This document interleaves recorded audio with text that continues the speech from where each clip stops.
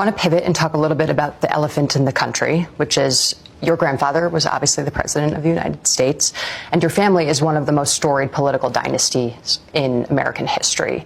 But Trump has been seemingly obsessed with dismantling your family's legacy. He's declassified previously classified Kennedy assassination records. He's paved over the Rose Garden, which your grandmother last renovated with her friend Bunny Mellon in 1961. He recently razed the Jacqueline Kennedy Garden with the demolition of the East Wing. He sought to MAGAfy the Kennedy Center, and he also even wants to repaint Air Force One so that it no longer has, as he's put it, a Jackie Kennedy color. What do you think Trump's trying to accomplish here, and does it make your decision to run for this seat that much more urgent? My grandfather's legacy of service means a lot to me. He was the youngest person ever elected president. He sent a man to the moon. His White House drafted the Civil Rights Act, and I'm protective over that.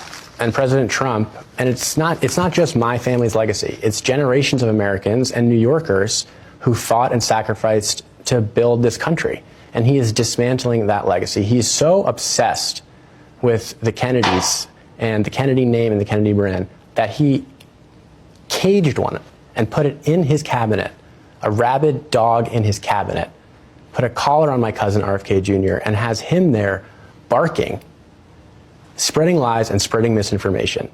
You were the first member of your family to come out and criticize him publicly. What do you say to voters who now see the Kennedy name and associate it with your cousin's policies? I don't think there's anything anyone can do to change what JFK, my grandparents, my mom, my Uncle John stood for. Nobody's that powerful. But RFK Jr. is a dangerous person who has making life and death decisions as Secretary of Health and Human Services. And you don't just have to take my word for it. Now we have an actual record to go on.